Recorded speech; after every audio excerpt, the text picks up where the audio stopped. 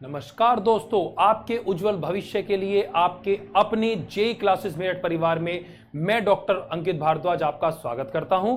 कैसे हैं आप सभी? उम्मीद करता हूं सभी बहुत अच्छे होंगे।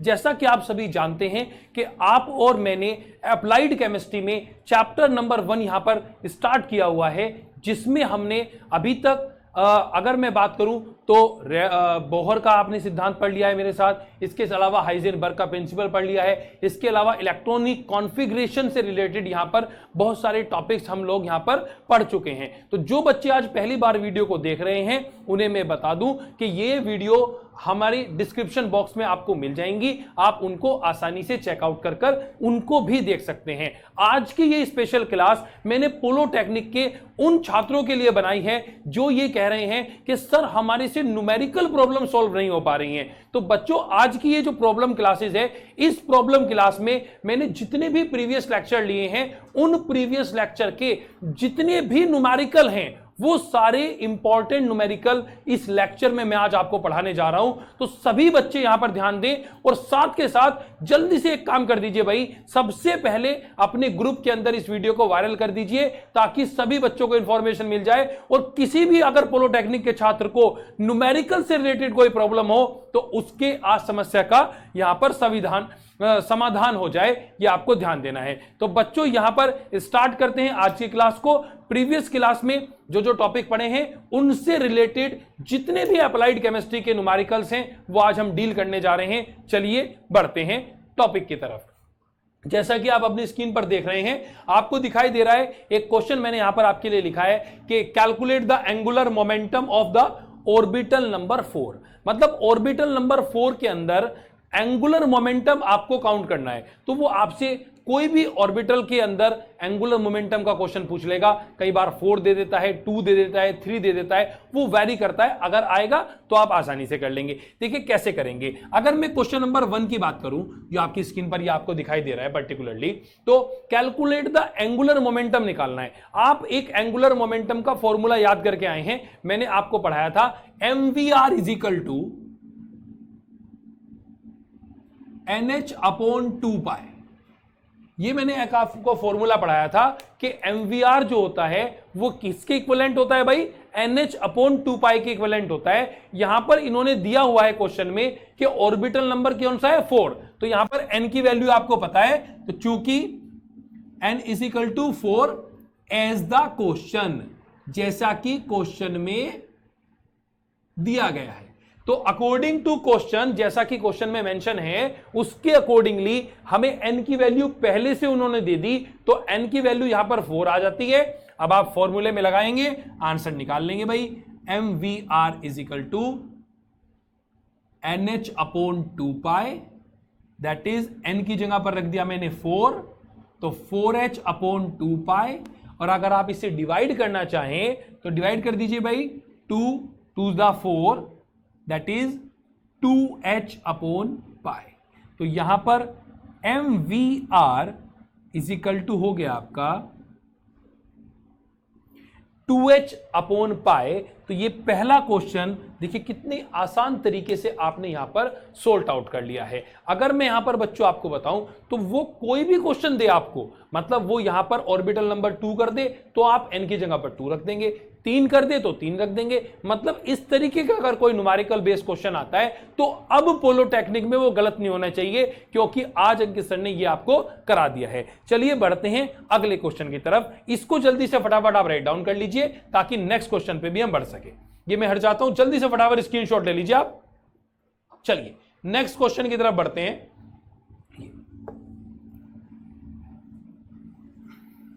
जी नेक्स्ट क्वेश्चन आपकी स्क्रीन पर, to which orbit the electron in the hydrogen atom will jump on the absorbing 12.1 electron volt of energy.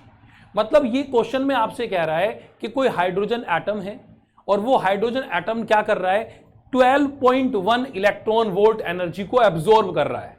अब यहां पर आपसे क्या पूछता है? यहां पूछ रहा है कि वो कौन से ऑर्बिटल में है, ये आपको बताना है। मतलब इन्होंने बताया कि कोई हाइड्रोजन एटम है जो कि 12.1 इलेक्ट्रॉन वोल्ट एनर्जी को एब्जॉर्ब कर रहा है, और तो आपको यह बताना है उसका ऑर्बिट कौन सा है।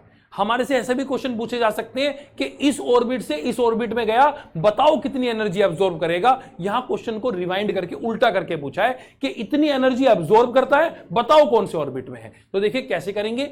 अगर मैं nth ऑर्बिट की मान लूं, मतलब अगर मैं मानूं कि हाइड्रोजन जो एटम है वो n ऑर्बिट में कर रहा है, तो हमारे पास एक फॉर्मूला है। तो यहां पर अगर मैं बात करूं तो नंबर 2 क्वेश्चन, अगर मैं एनर्जी के पॉइंट ऑफ व्यू से बात करूं भाई, है ना, अगर मैं एनर्जी के पॉइंट ऑफ व्यू से बात करूं तो एनर्जी ऑफ इलेक्ट्रॉन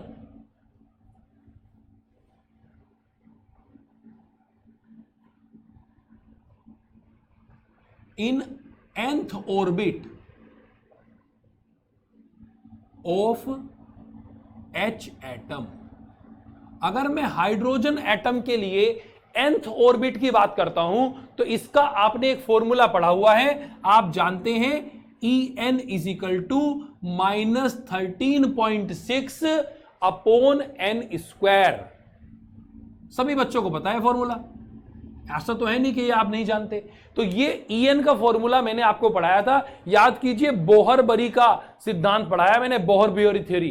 तो बोहर की थ्योरी में ये मैंने आपको पढ़ाया हुआ है। तो यहां पर ये फॉर्मूला आपके पास था, इस फॉर्मूले से इस क्वेश्चन को सोल्ट आउट करना है। यहां पर अगर मैं कहूं तो इसका मतलब क्या आ गया भाई कि एनर्जी जो फर्स्ट आई है वो कितनी आई, -13.6 EV यहां पर आपकी एनर्जी आ गई, अगर मैं फर्स्ट ऑर्बिट की बात करूं। अब यहां क्वेश्चन में क्या कह रहा है कि 12.1 एब्जॉर्ब कर लेता है। तो अगर एब्जॉर्ब कर ले तो आफ्टर एब्जॉर्बिंग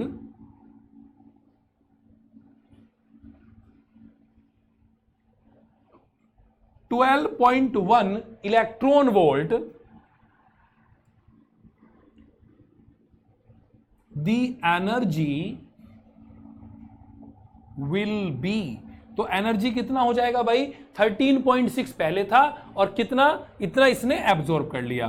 तो -13.6 प्लस कितना एब्जॉर्ब किया है, 12.1 एब्जॉर्ब कर लिया। घटाएंगे तो क्या आ जाएगा, माइनस का 1.5 EV आ जाएगा।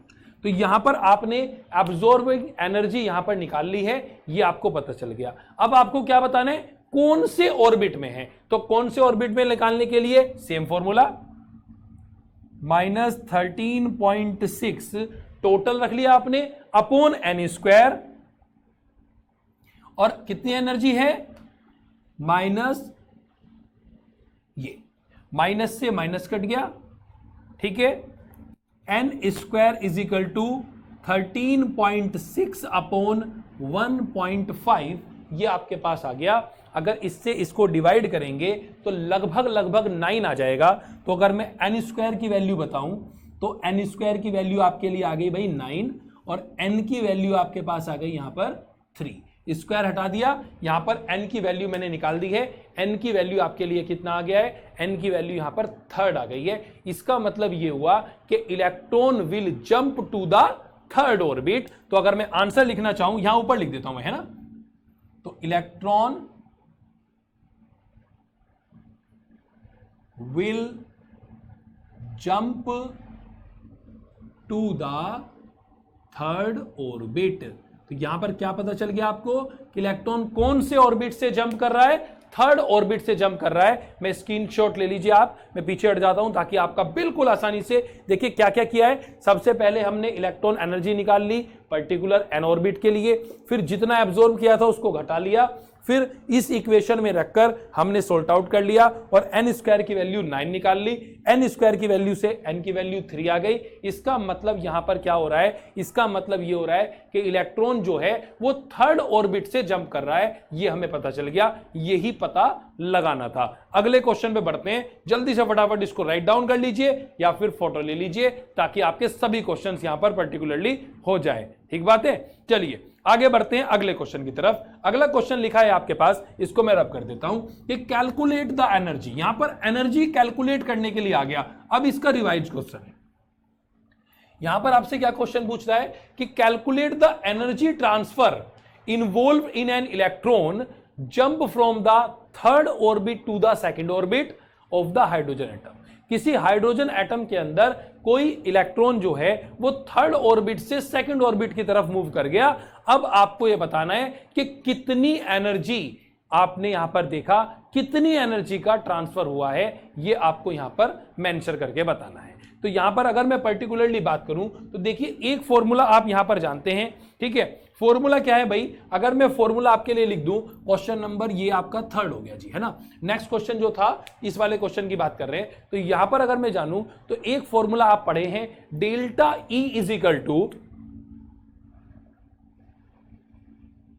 Z square. जेड का मतलब यहां पर परमाणु क्रमांक से है, एटॉमिक नंबर से है, जो भी है 1/n स्क्वायर होता है। यहां मैंने इनिशियल मान लिया, तो इनिशियल को I से डिनोट कर रहा हूं, -1/f, इसको फाइनल मान लिया मैंने, मतलब क्योंकि दो एनर्जी मुझे दी हुई है, एक को इनिशियल मान लिया, एक को फाइनल मान लिया, इनटू 2.17, ठीक है। इतना भी लिख देंगे तो कन्वीनियंट है। अगर पूरी वैल्यू लिखना चाहें तो 2.17991 होता है भाई, ठीक है। ये अगर आप पूरा लिखना चाहें तो पूरा लिख दीजिए, ये एनर्जी है हाइड्रोजन की, और -18 इसकी वैल्यू है, इनटू देखिए हाँ जा रहा है, ठीक है, 10⁻⁻18 जूल, ऐसा मैंने यहां पर आपके लिए लिख दिया है। तो ये एक फॉर्मूला आप यहां पर लर्न करके रखेंगे, इस फॉर्मूले को बेस कर आपको क्वेश्चन लगाना है। तो यहां पर इनिशियल वैल्यू जो है Ni, वो आपको क्या दे रखा है, क्वेश्चन में दे रखा है, थर्ड ऑर्बिट से कहां गया, सेकंड ऑर्बिट में। तो इनिशियल कितना हो गया 3, और n फाइनल कितना हो गया भाई 2 हो गया। ये दोनों बातें आपको पता है। और हाइड्रोजन है तो एटॉमिक नंबर कितना होगा Z, दैट इज 1। तो तीनों वैल्यू आपके पास मिल गई, वैल्यू को इसमें रख दीजिए, आंसर बनाइए भाई। Delta E is equal to Z square, मतलब 1 स्क्वायर, 1 इनिशियल 3 है 3 स्क्वायर, माइनस फाइनल 2 है 2 square, into 2.17991 into 10⁻18 joule. Value को सॉल्व करें, इसकी वैल्यू 1 ही आएगी, 1/9/1/4 इंटू 2 इंटू 17991 इंटू 10⁻18 जूल। तो ये आपके पास इसकी वैल्यू आ गई। अब एक काम करते हैं भाई, इसकी कैलकुलेशन सॉल्व कर लेते हैं। एक की इससे मल्टीप्लाई करें, लिखे ना लिखे कोई इशू नहीं बनता। यहां पर आपके पास आ गया 36, इसका आपने एलसीएम ले लिया, ठीक है, 36 आ गया, ठीक है। तो 9 चौक 36, 4 आ गया आपका, माइनस 4 नीम 36, 9 आ गया यहां पर। इसे शॉर्टकट लिख दूं भाई, मैंने, आप पूरा लिख लीजिएगा, मैंने शॉर्टकट मार दिया यहां। आपके पास आ गया -5/36 इंटू 2.17991 इंटू 10⁻18 जूल। तो ये सारी वैल्यू आपके पास यहां पर निकल के आ गई है। अब इसको आपको सोल्ट आउट करना है, और सोल्ट आउट कर जो भी आपका आंसर आएगा वो ही आपका यहां पर आंसर मेंशन रहेगा, मान लिया जाएगा। ये आप करेंगे, it is not my work, ये सिंपल कैलकुलेशन है, आपको गुणा भाग करनी है, इतना तो मेरे बच्चे कर ही लेते हैं, तो मैं यहां आपके लिए छोड़ रहा हूं। तो देखिए क्या करना था, आपको 5 की मल्टीप्लाई करनी है इसके साथ, और इसे 36 से डिवाइड कर देना, और वैल्यू आपके पास निकल के आ जाएगी। अगर मैं आंसर की बात करूं तो आंसर इसका आ रहा है 3.027, है ना। तो मैं आपको एक आंसर दे देता हूं, अगर आंसर वेरी करेगा तो आप मुझे जरूर बताइएगा, ताकि मैं आपका सॉल्यूशन दोबारा से आपको करके दिखा सकूं। वैसे आंसर ठीक आएगा, मैंने सोल्ट आउट किया हुआ है। -3.027 लगभग कुछ इस तरीके का आएगा, और 10⁻⁻19 जूल, ठीक है। ये बात ध्यान दीजिएगा। अगर किसी बच्चे का 30 आए तो 3 कर लेना और एक वैल्यू घटा लेना, मतलब 18 की जगह 19 आ जाएगा, ठीक है। ऐसा कुछ करके ध्यान रखना है। तो जल्दी से फटाफट इस क्वेश्चन को देखिए। इस तरीके के बहुत सारे क्वेश्चन पूछे जाते हैं पॉलिटेक्निक में। अब आपको यहां पर क्या करना है, आपको एक एक क्वेश्चन की बहुत ज्यादा प्रैक्टिस करनी है। जिस भी बुक को आप रिकमेंड करते हैं, जो भी बुक आपके पास अवेलेबल है, या जो भी आपको कहीं से भी क्वेश्चन मिलता है, सभी तरीके के क्वेश्चन को अप्लाई कीजिए, ताकि आप 100% अपना दे सके और बहुत मेहनत करके अपने मां बाप का सपना पूरा कर सकें। चलिए बच्चों अगले क्वेश्चन की तरफ बढ़ते हैं। तो देखो यहां तक का अगर क्वेश्चन समझ आ गया तो जल्दी से वीडियो को लाइक कर दो और जल्दी से फटाफट से एक काम कर दिया करो भाई, अपने प्यारे प्यारे कमेंट जरूर भेजा करें आफ्टर द वीडियो, ताकि हमें यह पता चलता रहे कि हम लोग कितनी मेहनत कर रहे हैं और कितना आपको समझ आ रहा है। जब आपके प्यारे प्यारे कमेंट मिलते हैं तो हम भी अधिभूत हो जाते हैं। तो इसी तरीके से बस अपना प्यार बनाए रखें। अगले क्वेश्चन की तरफ बढ़ते हैं। अगला क्वेश्चन आपके सामने लिखा है कि how many unpaired electron are present in the ground state of some element. कुछ एलिमेंट यहां पर आपको दिए गए हैं, उनकी ग्राउंड स्टेट में आपको यह बताना है कि कितने अनपेयर्ड इलेक्ट्रॉन हैं। अब देखो कैसे करेंगे। सबसे पहले पहला क्वेश्चन दिया है इस क्वेश्चन का पहला पार्ट दिया है फास्फोरस। फास्फोरस की अगर मैं बात करूं, फास्फोरस का एटॉमिक नंबर 15 होता है। आपको याद है, मैंने याद करा दिया था पहले लेक्चर में, फर्स्ट लेक्चर बेसिक केमिस्ट्री मैंने पढ़ाया था, वहां पर 1 से लेके 20 तक एटॉमिक नंबर याद करने को बोले थे आपसे, और 15 नंबर पर फास्फोरस आता है, ऐसा मैंने आपको पढ़ा रखा है। तो यहां पर अगर मैं बात करूं फास्फोरस की, तो फास्फोरस का एटॉमिक नंबर 15 होता है, जबकि एग्जामिनर ने क्वेश्चन में भी दिया है, ये पोलोटेक्निक में पूछा हुआ क्वेश्चन है, तो मैं वही करा रहा हूं आपको ताकि आपका रिवाइज हो जाए अच्छे से। ठीक है, तो यहां पर फास्फोरस में Z की वैल्यू इन्होंने 15 दे रखी है। अब आपको क्या निकालना है, आपको मैंने इलेक्ट्रॉनिक कॉन्फ़िगरेशन निकालना सिखा रखा है। इलेक्ट्रॉनिक कॉन्फ़िगरेशन आपको मैंने निकालना सिखाया था 1s2 2s2 2p6 इस तरीके से। तो इसका इलेक्ट्रॉनिक कॉन्फ़िगरेशन करो भाई, 1s2 2s2 2p6 3s2 3p3। अब देखो भाई, ये पूरा भरा हुआ है, ये पूरा भरा हुआ है, ये पूरा भरा हुआ है, ये पूरा भरा हुआ है, ये वाला पूरा नहीं भरा हुआ, क्योंकि आप जानते हैं, देखो मैं तो हर बात का डायग्राम से समझा रहा हूं आपको पहले से पता है कि P के अंदर 3 ऑर्बिटल होते हैं, 3 ऑर्बिटल हैं, 3 इलेक्ट्रॉन है, भर दो, 1 2 3, according to Hund rule half filled electron भरे जाएंगे। तो ये तो अनपेयर्ड है भाई, अभी तो ये पेयर नहीं हुआ, सेम ये भी नहीं हुआ, सेम ये भी नहीं हुआ। इसका मतलब आपसे पूछे कितने अनपेयर्ड इलेक्ट्रॉन हैं, 3 अनपेयर्ड इलेक्ट्रॉन। यहां पर कितने अनपेयर्ड इलेक्ट्रॉन दिखाई दे रहे हैं, 3 अनपेयर्ड इलेक्ट्रॉन हैं, यह बात आपको मान के चलनी है। अगले क्वेश्चन की तरफ बढ़ते हैं। नेक्स्ट क्वेश्चन लिखा है, अगर मैं यहां पर देखूं तो आयरन है ना, और आयरन के ऊपर 2+ चार्ज लिखे हुए हैं, मतलब Fe+2 लिखा है। अब देखो कैसे करेंगे इस क्वेश्चन को। अगर इस क्वेश्चन की मैं बात करूं तो आयरन का एटॉमिक नंबर होता है 26।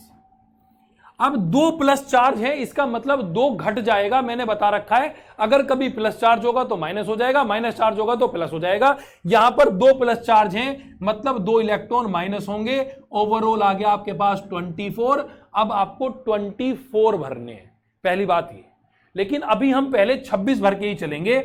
तो 1s2 2s2 2p6 3s2 3p6 4s2 3d6। पहले मैंने 26 ही भरे हैं भाई।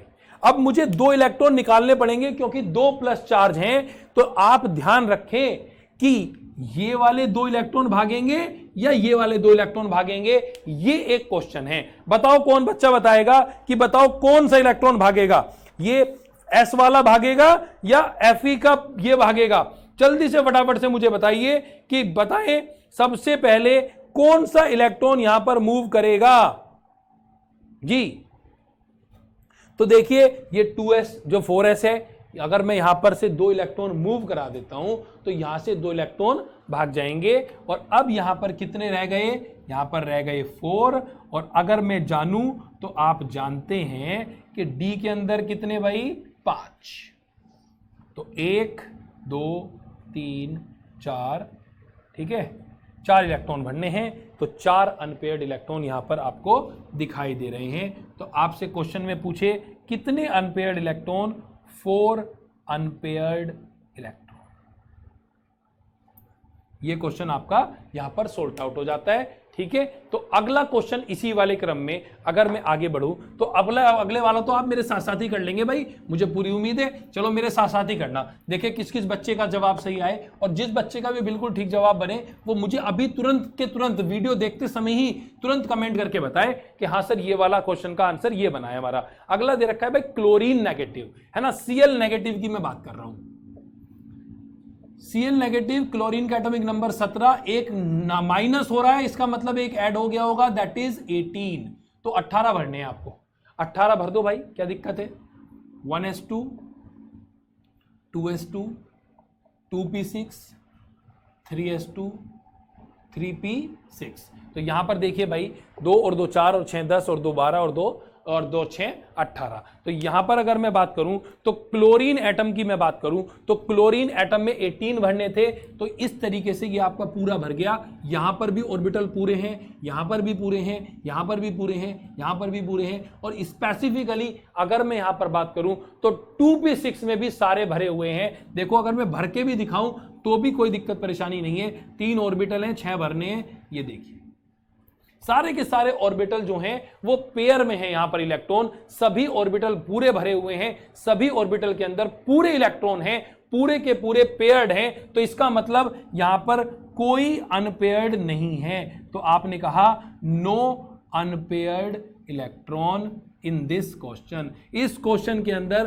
कोई भी अनपेयर्ड इलेक्ट्रॉन नहीं है। तो ये आपको बच्चों ध्यान रखनी है बात, इस बात का बहुत अच्छे से ध्यान रखेंगे तो आपको ये बहुत प्रॉपर वे में सारी बातें समझ आ जाएंगी। तो यहां क्लोरीन माइनस की अगर मैं बात करूं तो क्लोरीन माइनस में नो अनपेयर्ड इलेक्ट्रॉन, कोई भी पेयर्ड इलेक्ट्रॉन नहीं है। तो यहां तक अगर आपको समझ आया तो बच्चों आगे की तरफ बढ़ते हैं अगले क्वेश्चन की तरफ। यहां पर अगला क्वेश्चन आपकी स्क्रीन पर आने वाला है, जल्दी से फटाफट से देखिए भाई, अगला क्वेश्चन आपकी स्क्रीन पर आने वाला है जी।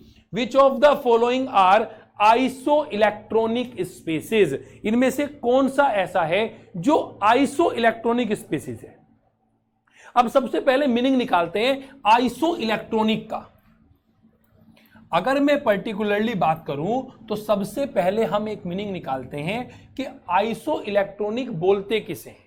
तो देखो बच्चों, आइसो इलेक्ट्रॉनिक का मतलब क्या है। आइसो माने सेम, इलेक्ट्रॉन मतलब इलेक्ट्रॉन्स, एक ऐसा कंपाउंड जिसके अंदर इलेक्ट्रॉन के नंबर बराबर होते हैं उन्हें आइसो इलेक्ट्रॉनिक कहते हैं। तो अगर मैं डेफिनेशन के पॉइंट ऑफ व्यू से आपको लिख दूं तो याद रहेगा आपको, आइसो इलेक्ट्रॉनिक, आइसो इलेक्ट्रॉनिक का मतलब सेम इलेक्ट्रॉन, ऐसे जिनके अंदर इलेक्ट्रॉन के नंबर जो हैं वो सेम होते हैं उन्हें आइसो इलेक्ट्रॉनिक बोलते हैं। अब देखिए कैसे, अगर मैं यहां पर आइसो इलेक्ट्रॉनिक की बात करूं, क्वेश्चन में दिया है Na+, सबके निकालने पड़ेंगे आपको स्पेसिफिकली। एक लिखा है क्वेश्चन में आपके पास K+, एक बार मैं क्वेश्चन चेक कर लूं, K+, Mg+2 Ca+2, K+, Mg+2 Ca+2, ऐसे लिख दें, ऐसे लिख दें, कोई इश्यू नहीं है। और यहां पर Sr-2, सॉरी सल्फर -2 है ये, ठीक है। और Ar यहां पर नहीं है, ठीक है, ये आपको मतलब ये अलग है ना। तो ये क्वेश्चन में आप थोड़ा सा वेरी कर लीजिएगा, S-2 है ये, ठीक है।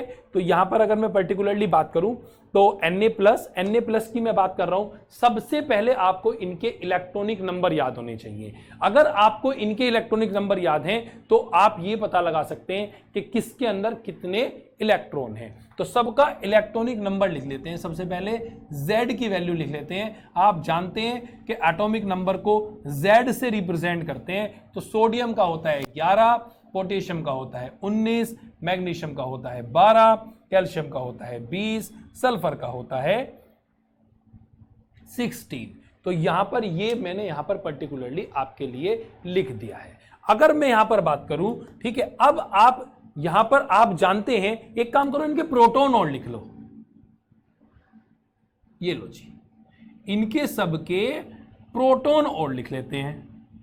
और आप जानते हैं कि प्रोटॉन जो हैं वो परमाणु क्रमांक के मतलब एटॉमिक नंबर के इक्विवेलेंट हैं, बराबर हैं। तो इसके प्रोटॉन कितने हो गए 11, इसके कितने हो गए 19, इसके कितने हो गए 12, इसके कितने हो गए भाई 20 और इसके कितने हो गए 16 या 16। तो यहां पर आपने एटॉमिक नंबर निकाल लिया, इसके साथ साथ आपने प्रोटॉन के नंबर निकाल लिए। अब आप जानते हैं कि इलेक्ट्रॉन और प्रोटॉन जो हैं वो बराबर होते हैं। हां, इसके बाद अभी और क्वेश्चन भी करेंगे, एक क्वेश्चन और बनता है अभी, वो भी करना है, आप टेंशन मत लीजिए, आप मेरे साथ पढ़ते रहें बस, ठीक है। तो यहां पर एटॉमिक नंबर मैंने निकाल लिया, प्रोटॉन मैंने यहां पर निकाल लिया पर्टिकुलरली, और प्रोटॉन निकालने के बाद मैंने आपको एक बात और याद दिलाई, क्योंकि मैं पहले ही पढ़ा के आ चुका हूं ये बातें कि प्रोटॉन परमाणु क्रमांक के एटॉमिक नंबर के बराबर होता है, तो मैंने दोनों को बराबर लिख लिया। और मैंने ये भी कहा था कि प्रोटॉन इलेक्ट्रॉन के भी बराबर होता है अगर कोई चार्ज नहीं हो,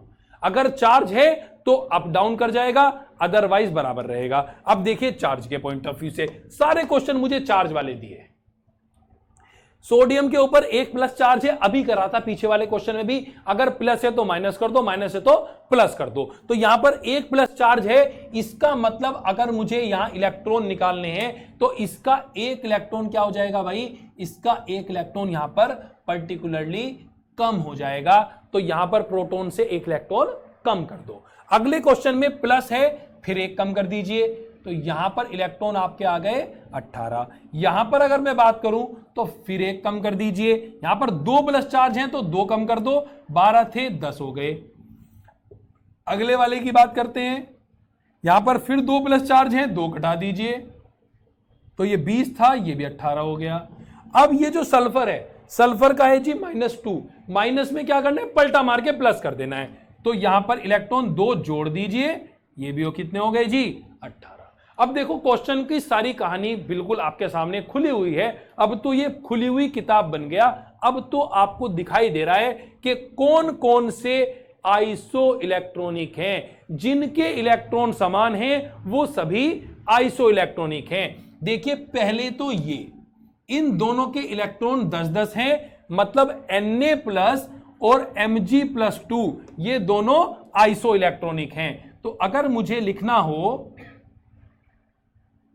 आइसो इलेक्ट्रॉनिक तो कौन कौन भाई, एक तो Na+ और एक Mg+2, एक आंसर तो ये आ गया। और दूसरा अगर मैं बात करूं तो ये देखो, ये भी 18, ये भी 18 और ये भी 18, मतलब K+, Ca++ और S-2 ये भी आइसो इलेक्ट्रॉनिक हैं। कौन कौन से भाई, K+, इसके बाद Ca++, इसके बाद S-2, तो ये तीनों भी आइसो इलेक्ट्रॉनिक है एक दूसरे के। तो यहां पर पर्टिकुलरली आपने क्या पढ़ा बच्चों, यहां पर आपने ये क्वेश्चन पढ़ लिया है जिसमें आपको आइसो इलेक्ट्रॉनिक निकालने को पूछ रहा था। आपने पर्टिकुलरली आइसो इलेक्ट्रॉनिक निकालने के लिए उनके इलेक्ट्रॉन को निकाल लिया। और इस तरीके के अगर पॉलिटेक्निक में क्वेश्चन आते हैं तो बहुत आसान क्वेश्चन मानता हूं मैं इनको, और आप मेरे से पढ़ते हैं, मुझे पूरी उम्मीद है कि इस तरीके के क्वेश्चन आप बहुत आसानी से सोल्ट आउट कर लेंगे। फिर भी अगर कोई दिक्कत परेशानी आती है तो आप हमारे टेलीग्राम चैनल को जरूर ज्वाइन करें, क्योंकि वहीं पर आपके सारे डाउट्स का सॉल्यूशन हो सकता है। और जिन बच्चों ने अभी तक टेलीग्राम चैनल ज्वाइन नहीं किया है वो जरूर चैनल को ज्वाइन कर लीजिए, ताकि आपको सारे अपडेशन, सभी तरीके के जो डाउट्स हैं वो वहां पर सोल्ट आउट हो सके। अगले क्वेश्चन की तरफ बढ़ते हैं भाई। यहां पर ये क्वेश्चन आपका सोल्ट आउट हो गया है, अगले क्वेश्चन की तरफ बढ़ते हैं। अगर मैं यहां पर अगली क्वेश्चन की बात करूं तो अगला क्वेश्चन आपकी स्क्रीन पर ही आ रहा है। यहां पर मैंने लिख दिया आपके लिए, द अनसर्टेनिटी, आपने हाइजेनबर्ग का प्रिंसिपल पढ़ा था, the uncertainty in momentum of an electron. आपको यहां पर अनसर्टेनिटी का मोमेंटम दे रखा है। मोमेंटम की वैल्यू कितनी दी है भाई, 1 × 10⁻⁵ किलोग्राम मीटर पर सेकंड दिया हुआ है। आपसे क्या पूछ रहा है, the uncertainty on its position, इसकी पोजीशन पर कितनी अनसर्टेनिटी होगी। और H की वैल्यू यहां पर आपको पहले से दे रखी, मैंने आपको याद भी करा रखी है, 6.6 × 10⁻34। ठीक है, अब मैंने यहां पर फॉर्मूला लगा दिया। यह फॉर्मूला आपको मैंने हाइजेनबर्ग के प्रिंसिपल में पढ़ाया था, delta X × delta P = H/4π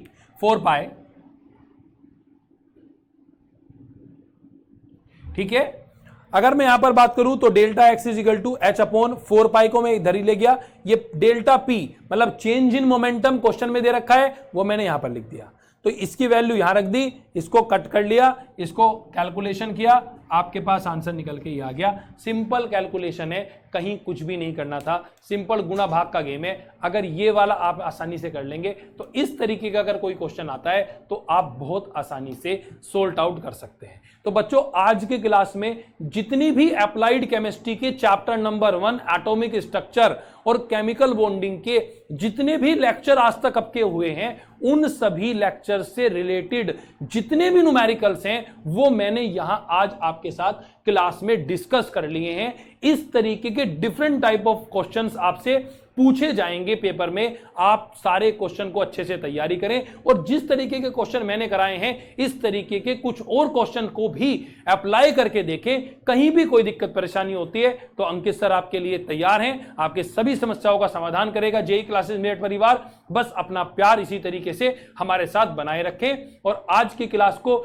विराम देने का समय आ गया है, दोबारा मिलेंगे एक और अच्छे कॉन्सेप्ट के साथ। धन्यवाद, जय हिंद, जय भारत।